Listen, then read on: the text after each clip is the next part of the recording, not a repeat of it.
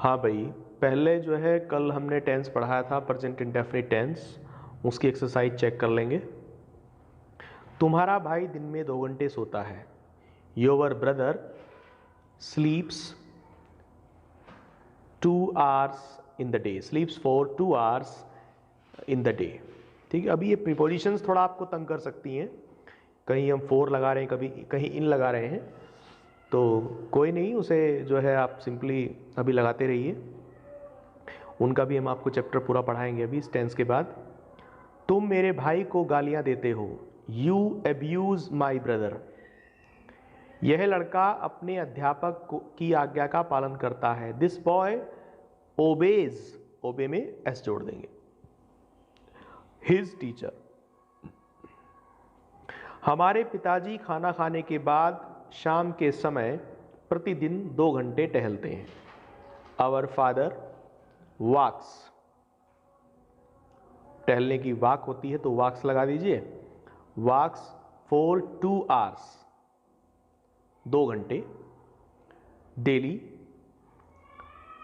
In the evening, शाम को, और अब क्या बच गया इसमें, खाना खाने के बाद, after taking food. After taking food, कोई भी काम करने के बाद हो तो आफ्टर का प्रयोग करते हैं, और उसके बाद आप आईएनजी फॉर्म का प्रयोग कर सकते हैं।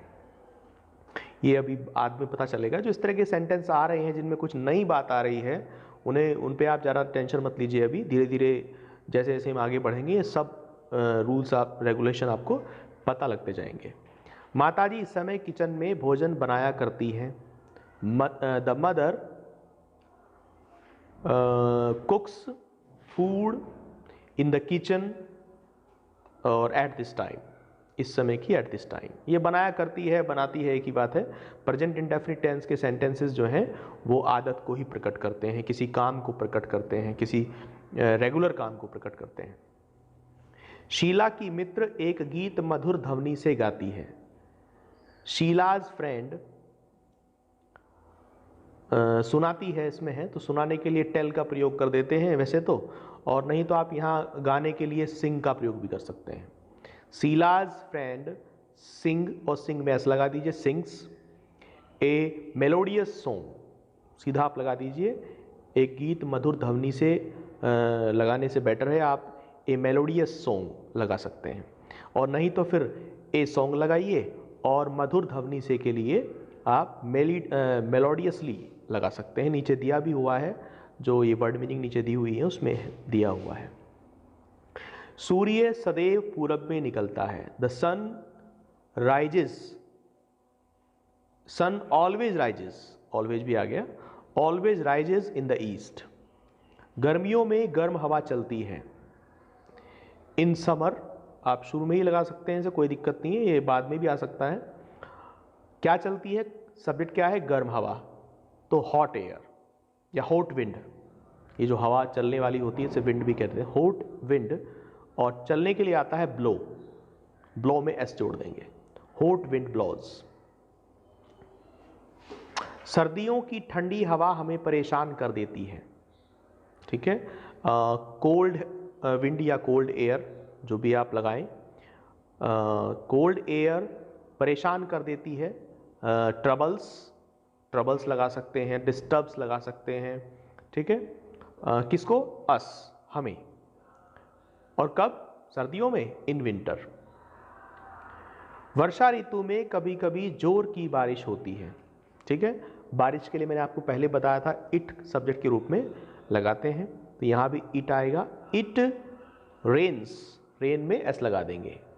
बारिश का वाक्य जो होता है उसमें इट को लगाते हैं कर्ता के रूप में, और रेन उसकी मेन वर्ब बन जाती है। इट रेन्स हैवीली, जोर जोर से बारिश के लिए हैवीली का इस्तेमाल कर देते हैं, नीचे दिया भी हुआ है। इट रेन्स हैवीली, कभी कभी के लिए समटाइम्स लगा दीजिए, समटाइम्स। और वर्षा ऋतु के लिए इन रेनी सीजन कह सकते हैं आप, वर्षा ऋतु in rainy season, rainy RAINY, rainy season SEASON। पक्षी आकाश में उड़ा करते हैं, birds fly in the sky. हमारा कुत्ता अजनबी व्यक्ति पर भौंका करता है। Our dog barks at the stranger. ठीक है, हमेशा बार्क के बाद, लाफ के बाद एट का प्रयोग करते हैं, क्योंकि हम जब भी एक निश्चित बिंदु की तरफ कोई काम करते हैं, जैसे हंसते हैं, तो जाहिर सी बात है किसी चीज़ को देखकर हम हंस रहे होंगे। ऐसे कुत्ता जब भौंकता है तो किसी चीज़ को देखकर ही उसकी तरफ भौंकता है, तो उसके लिए एट का प्रयोग कर देते हैं। अंशु सदैव सत्य बोलती है। Anshu always speaks the truth. Himani सदैव झूठ बोलती है। हिमानी ऑलवेज टेल्स ए लाई। गंगा जी गंगोत्री से निकलकर बंगाल की खाड़ी में विलीन हो जाती है। तो दी गंगा विलीन हो जाती है, मतलब एम्पटीज खाली कर देती है। एम्पटीज इटसेल्फ, इसमें दिया भी हुआ है नीचे वर्ड मीनिंग में। दी गंगा एम्पटीज इटसेल्फ, यानी कि गंगा अपने आप को खाली कर देती है। कहाँ? In the bay of Bengal, Bengal की खाड़ी में। ठीक है, और गंगोत्री से निकलकर, तो आफ्टर लगा सकते हैं, आफ्टर लगा दीजिए। After rising from Gangotri. ठीक है, गंगोत्री से निकलकर, निकलने के बाद, आफ्टर राइजिंग फ्रॉम गंगोत्री। चाहे इस चीज़ को आप सबसे शुरू में लगा दीजिए, राइजिंग फ्रॉम गंगोत्री। ठीक है, चाहे गंगा के बाद लगा दीजिए, the Ganga rising from Gangotri. लेकिन इन चीज़ों को आप अभी नहीं समझ पाएंगे, ये आगे पढ़ाई जाएंगी चीज़ें। चीनी खट्टी नहीं होती है। Exercise 8। Sugar does not taste sweet. Sweet नहीं, सॉर। जब कोई चीज़ का स्वाद आप बताते हैं कि भाई ये चीज़ खट्टी लगती है, ये मीठी लगती है, तो उसके लिए एक वर्ब का प्रयोग करते हैं, टेस्ट। ठीक है, और बस टेस्ट के बाद जो टेस्ट है उसका, वो उसके सामने आ जाएगा। Sugar does not taste sour. Mahesh का सबसे छोटा भाई झूठ नहीं बोलता है। Mahesh is youngest brother does not tell a lie. Meera की बहन कभी भी झूठ नहीं बोलती है। Meera's sister never tells a lie. वीर सैनिक अपयश की मृत्यु कभी नहीं चाहता है। ठीक है, वीर सैनिक यानी कि ए brave soldier, a brave soldier never, ठीक है, कभी नहीं चाहता है। वांट, वांट लिख दीजिए, विश लिख दीजिए, इसके साथ फिर आप जो है वो भी लगा सकते हैं, एस जोड़ दीजिए इसमें, विश, विश में एस जोड़ सकते हैं, विशेज, या फिर वांट में एस जोड़ दिए, वांट्स, है ना।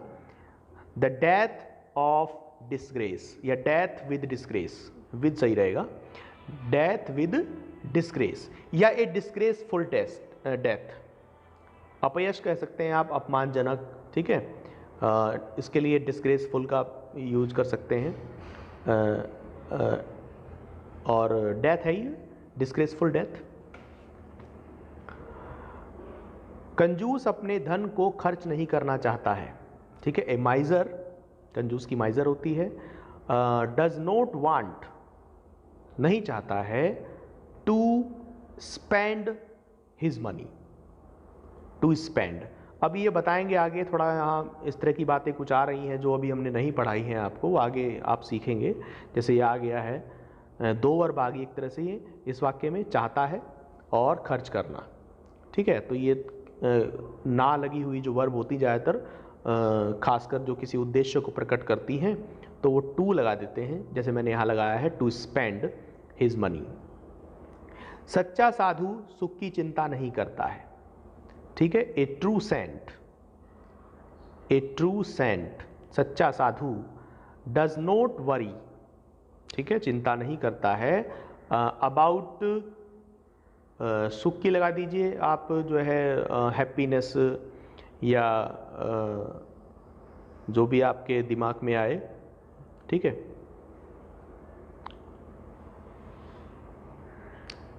संत धन इकट्ठा करने में जीवन का बहुमूल्य समय नष्ट नहीं करना चाहता है। ए सेंट डज नॉट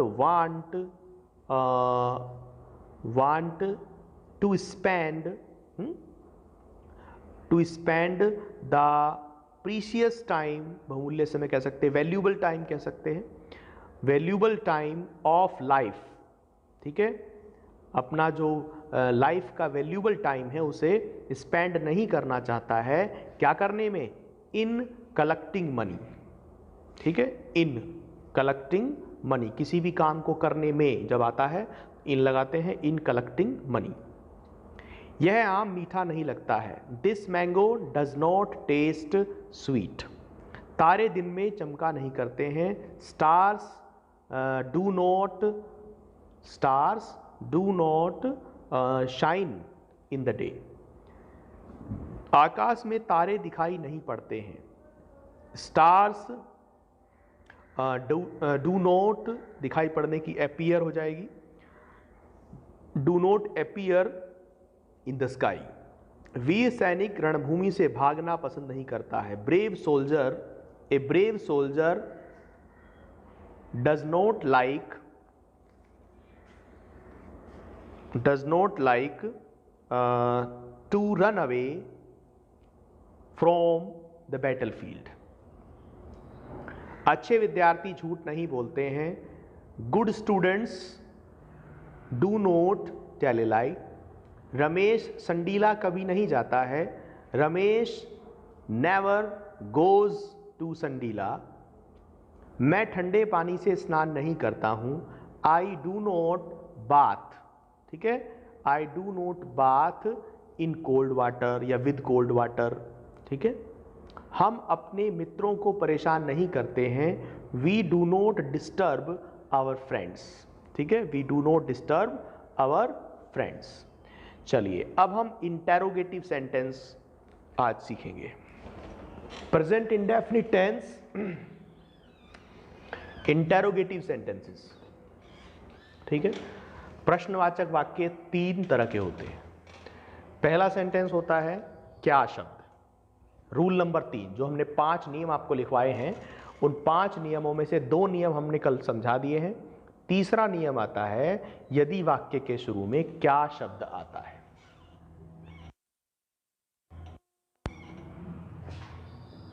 अध्यापक हमें पाठ नहीं पढ़ाते हैं, ठीक है, क्या अध्यापक हमें पाठ नहीं पढ़ाते हैं, इस सेंटेंस के शुरू में क्या शब्द आ रहा है, ये रूल नंबर 3। अब रूल नंबर 3 आप अपने जो है नियम को अपने सामने रखें, मैंने पहले आपसे कई बार कहा है, उसमें देखें रूल नंबर 3 शुरू में कहता है हेल्पिंग वर्ब आएगी, तो हेल्पिंग वर्ब इस टेंस की है डज और डू, तो यहाँ तो सब्जेक्ट चूंकि अध्यापक एक वचन है, सिंगुलर है, इसलिए डज आएगा। फिर नियम कहता है सब्जेक्ट द टीचर, ठीक है, फिर नियम में आगे है नॉट, फिर है मेन वर्ब पढ़ाते हैं, फिर आते हैं आपके ऑब्जेक्ट। अब देखिए इस वाक्य में दोनों ऑब्जेक्ट हैं, किसको पढ़ाते हैं, हमें, और क्या पढ़ाते हैं, पाठ। ये बात पहले बतानी याद नहीं रही है हमारे, यहाँ बता देते हैं।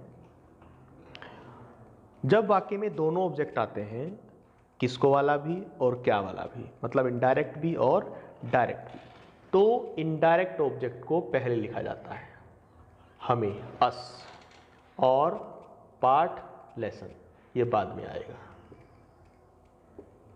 ठीक है। हमेशा जब भी किसी वाक्य में 2 ऑब्जेक्ट आते हैं, इनडायरेक्ट और डायरेक्ट, तो इनडायरेक्ट को पहले लिखते हैं, उसके बाद डायरेक्ट लिखते हैं। लेकिन अगर आपने इनडायरेक्ट को पहले लिख दिया, मान लो आपने यहाँ टीच के बाद लिख दिया लेसन, ठीक है, और इसको आप लिखना चाहते हैं अभी यहाँ बाद में, तो आपको संबंधित प्रीपोजिशन का प्रयोग करना होगा। जैसे यहाँ को का अर्थ बैठेगा, किसको, तो को के लिए आप टू लगाएंगे, ठीक है, क्योंकि एड्रेस करने वाली बात भी है। अब मैं कुछ कह रहा हूँ, सामने बच्चे सुन रहे हैं, तो उसके लिए भी टू का प्रयोग ही करते हैं। जब हम किसी अपनी बात किसी को एड्रेस करते हैं तो उसके लिए भी टू लगाते हैं। ठीक है, अगर मान लो यहाँ लिए का अर्थ बैठ जाता है तो फोर लगा देंगे आप। ठीक है, जैसे मैं अपने पिताजी के लिए अखबार लाता हूँ, ठीक है, तो वहाँ फोर का अर्थ बैठेगा। कुछ और प्रीपोजिशन वहाँ बैठती है तो वो भी लगा देते हैं, मतलब प्रीपोजिशन लगानी होगी आपको। ठीक है, अगर आप डायरेक्ट ऑब्जेक्ट को पहले लिखते हैं तो आपको प्रीपोजिशन लगानी होगी। ठीक है, तो ये हो गया रूल नंबर 3 का प्रयोग। इसमें कोई दिक्कत नहीं है, इसमें कोई परिवर्तन नहीं करना है आपको। जो रूल आपको बताया गया है उसी रूल को आप यहाँ पर प्रयोग करेंगे। ठीक है, अब रूल नंबर 4। रूल नंबर 4 है कि अगर इंटेरोगेटिव वर्ड जो है, क्वेश्चन वर्ड, वाक्य के बीच में आता है, जैसे हम कहें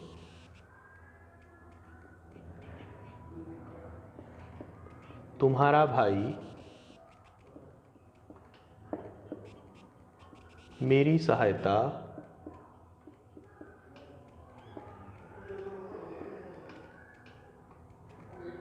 क्यों नहीं करता है। तुम्हारा भाई मेरी सहायता क्यों नहीं करता है। तो इसमें देखिए क्वेश्चन वर्ड बीच में आया है, क्यों। ठीक है, तो हम सबसे पहले रूल नंबर 4 आप देखिए, सबसे पहले क्या है, क्वेश्चन वर्ड, तो क्यों की अंग्रेजी सबसे पहले आएगी, वाई। फिर देखिए रूल में क्या लिखा हुआ है, हेल्पिंग वर्ब, तो डू या डज, तो यहाँ तो डज आएगी क्योंकि हमारा सब्जेक्ट क्या है, तुम्हारा भाई। तुम्हारा भाई एक वचन है, एक ही तो भाई की बात हो रही है, तो इसलिए डज आएगा। उसके बाद सब्जेक्ट है तुम्हारा भाई, योर ब्रदर। उसके बाद देखिए नोट है रूल में और वाक्य में भी है। रूल में नोट होने का मतलब ये नहीं आपको लगाना ही है, सेंटेंस में जरूर देख लेना, अगर नहीं शब्द नहीं आ रहा है तो फिर आप नोट ना लगाएं। ठीक है, उसके बाद हेल्प, मदद करना, सहायता करना, देखिए ये वर्ब पूरी है, सहायता करना। ठीक है, और किसकी, मेरी, मतलब मी। Why does your brother not help me? ये हो गया रूल नंबर 4। अब आते हैं रूल नंबर 5 पर।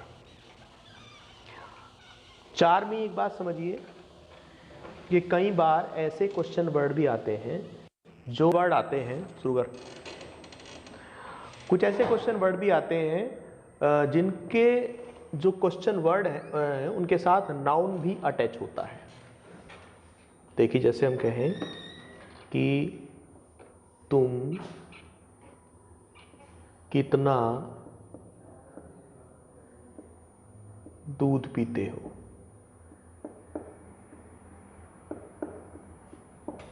ये देखिए इसमें जो क्वेश्चन वर्ड है कितना, इसके साथ ये नाउन भी अटैच है, कितना दूध। ठीक है, कुछ क्वेश्चन वर्ड ऐसे होते हैं जिनके साथ नाउन अटैच होता है। ठीक है, जैसे एक और सेंटेंस लिखते हैं, वह कौन सा अखबार पढ़ता है। इसमें देखिए आप कौन सा किसे कह रहा है, अखबार को। तो यहां ये ऐसे क्वेश्चन वर्ड हैं जिनके साथ नाउन अटैच है, नाउन जुड़ा हुआ है, वो बिना नाउन के अपना अर्थ नहीं दे सकते। तो ऐसे क्वेश्चन वर्ड में भी कोई दिक्कत नहीं करनी है, आप रूल फॉलो करेंगे। रूल नंबर 4 हमारा क्वेश्चन वर्ड है, तो क्वेश्चन वर्ड ये पूरा है, कितना दूध, पूरा, हाउ मच मिल्क। ठीक है, तो इसमें हाउ मच मिल्क ये पूरा क्वेश्चन वर्ड लिखेंगे आप। देखिए कितना बड़ा क्वेश्चन वर्ड है। ठीक है, पिछले सेंटेंस में तो एक ही वर्ड था वाई, लेकिन इसमें देखिए कितना बड़ा क्वेश्चन वर्ड, ये सारा क्वेश्चन वर्ड है। कितना दूध, कितने के लिए हाउ मच आता है, और इसके साथ जो नाउन अटैच है वो भी इसके साथ ही रहेगा। तो ये पूरा क्वेश्चन वर्ड हो गया। अब क्वेश्चन वर्ड के बाद हेल्पिंग वर्ब, डू,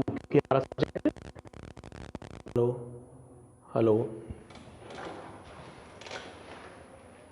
तो how much milk do you, क्योंकि हाउ मच मिल्क हमारा क्वेश्चन वर्ड है, डू हेल्पिंग वर्ब है, यू सब्जेक्ट है, और इसके बाद नोट तो इस वाक्य में है नहीं।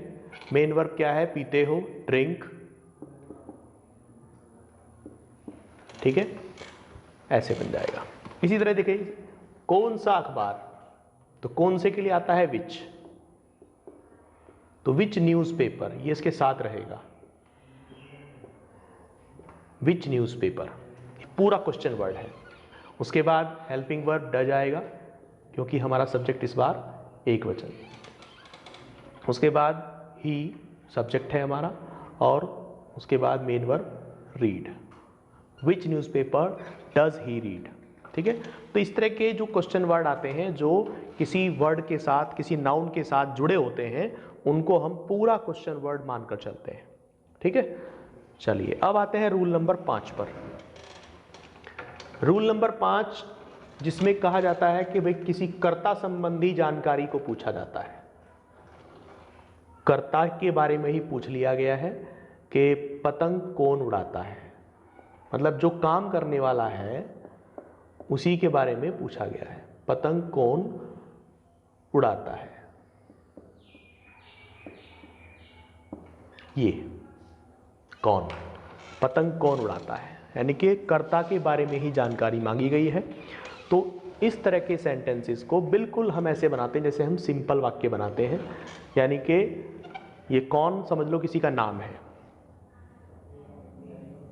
जैसे किसी का नाम होता है वैसे नाम है, और इसे सिंपल बनाइए बिल्कुल। आप जानते हैं कि इस टेंस के सिंपल सेंटेंसेस में हमने हेल्पिंग वर्ब का यूज़ नहीं किया था, तो यहाँ भी नहीं करेंगे, ठीक है।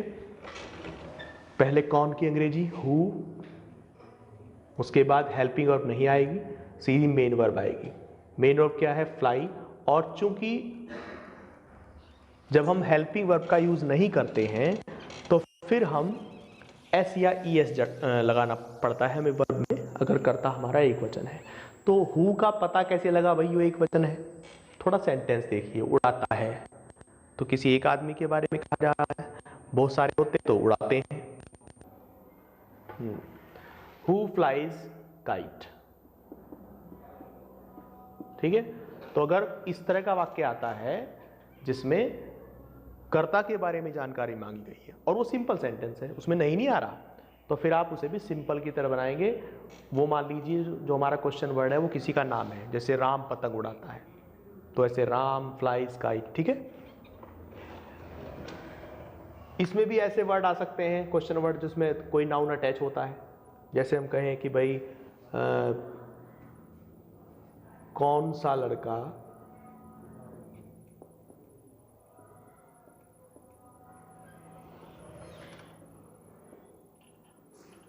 गाली देता है, ठीक है। तो कौन सा लड़का, देखिए इसमें पूरा क्वेश्चन वर्ड ये सारा इतना बड़ा है, तो इसे विच बॉय, विच बॉय, ये आपका सब्जेक्ट हो गया, ये आपका क्वेश्चन वर्ड भी हो जाता है और सब्जेक्ट भी हो जाता है, ठीक है। उसके बाद वर्ब क्या है इसमें, गाली देना, एब्यूजेस, एब्यूज लिखेंगे और एस जोड़ना पड़ेगा। एस क्यों जोड़ना पड़ा हमें, क्योंकि इसमें जो है हेल्पिंग वर्ब का यूज नहीं किया हमने, ठीक है। अगर इस वाक्य में निगेटिव सेंटेंस आ जाता है, कौन सा लड़का गाली नहीं देता है, ऐसे, तो फिर आप इसमें यहां हेल्पिंग वर्ब का यूज करेंगे, डज नॉट, और इस एस को आप हटा लेंगे, विच बॉय डज नॉट एब्यूज, ठीक है। समझे इस बात को, मतलब ये जितने भी इस तरह के सेंटेंस आएंगे जिसमें कर्ता के बारे में ही कुछ पूछा गया है, तो वो अगर सिंपल होंगे तो उसमें हेल्पिंग वर्ब नहीं आएगी और मेन वर्ब के साथ वही काम करना पड़ेगा जो आप सिंपल सेंटेंसेस में करते थे, एस या इस वाला काम। और अगर वाक्य में नहीं शब्द आता है तो फिर आप जो है उसमें डू नोट या डज नोट का प्रयोग करेंगे, ठीक है ना। एक क्वेश्चन वर्ड होता है whom, whom का भी सेंटेंस देखिए, वह गाली किसको देता है, इसके दो सेंटेंस आते हैं इस तरह के, वह गाली किसको देता है, किसको, ठीक है, हिंदी में किसको भी आ सकता है। किसको के लिए मतलब देखिए ये ऑब्जेक्ट है, ये इनडायरेक्ट ऑब्जेक्ट है। अगर इसके स्थान पर आप थोड़ा सा दिमाग लगाएं, यहां किसी व्यक्ति का नाम ही तो आता, कोई इनडायरेक्ट ऑब्जेक्ट ही तो आता है इसके स्थान पे। अगर आप इसका जवाब देते भाई गाली किसको दे रहा है, तो उत्तर क्या मिलता, किसी आदमी का नाम बताते आप कि भाई गाली उसको दे रहा जी है। तो यहाँ मतलब ऑब्जेक्ट ही तो आना था, भाई गाली किसको दी जाती है, किसी जो है सजीव चीज को गाली दोगे आप, ठीक है। निर्जीव को तो कुछ मतलब ही नहीं, वो तो कोई गाली सुन ही नहीं रहा आपकी, सजीव को ही तो गाली दोगे आप वैसे विशेष रूप से। तो इस प्रकार ये एक ऑब्जेक्ट है इनडायरेक्ट वाला, और इनडायरेक्ट ऑब्जेक्ट का जो क्वेश्चन वर्ड होता है वो होता है whom, ठीक है। देखिए हु चूंकि एक सब्जेक्ट होता है तो इसका सब्जेक्टिव केस, जैसे आपने ही शी इट आदि के पढ़े हैं, ही का हिम हिज, उसी तरह हु का भी होता है। हु मतलब अगर नाउन कर्ता के स्थान पर गायब है तो उसके लिए हु लगाएंगे, अगर नाउन कर्म के स्थान पर गायब है उसके लिए हुम लगाएंगे, ठीक है। व्यक्ति वाला नाउन होना चाहिए, व्यक्ति के लिए आता है ये। और अगर नाउन व्यक्ति वाला पोसेसिव केस के स्थान से गायब है तो हु,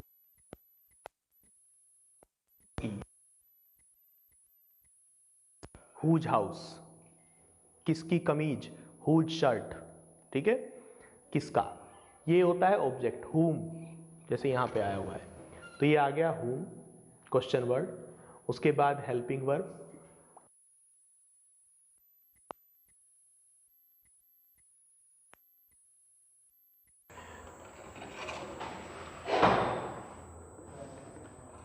हो गया।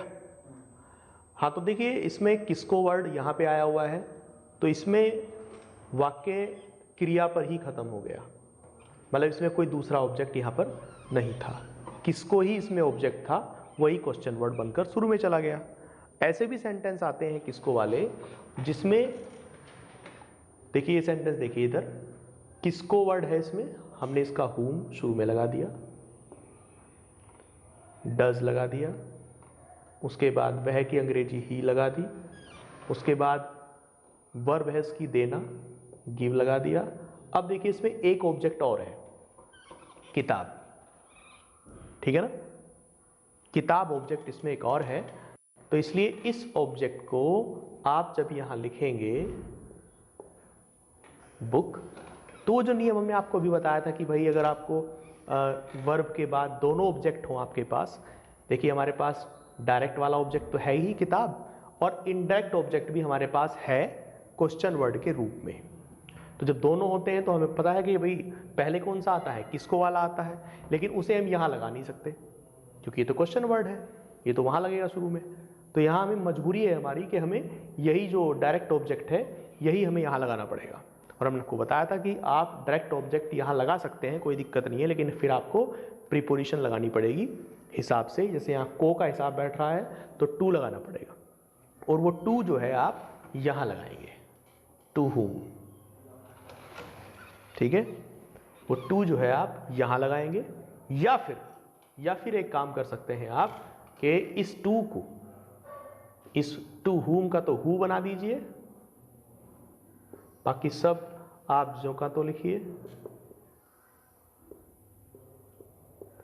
और इस टू को आप यहां लगा दीजिए, बात एक ही रहेगी, ठीक है। To whom does he give book, या who does he give book to, ठीक है। ये टू को चाहे वहां लगा दीजिए और चाहे यहां लगा दीजिए। तो खैर ये वाक्य हम रोज बताते रहेंगे आपको, सभी तरह के सेंटेंस मैंने बता दिए हैं। अब आप इसकी एक्सरसाइज करेंगे। एक्सरसाइज है आपकी 7 और 8 कल हो गई थी, अब इसमें 9 और 10, एक्सरसाइज 9 और 10 आप कल बनाएंगे, ठीक है। चलिए।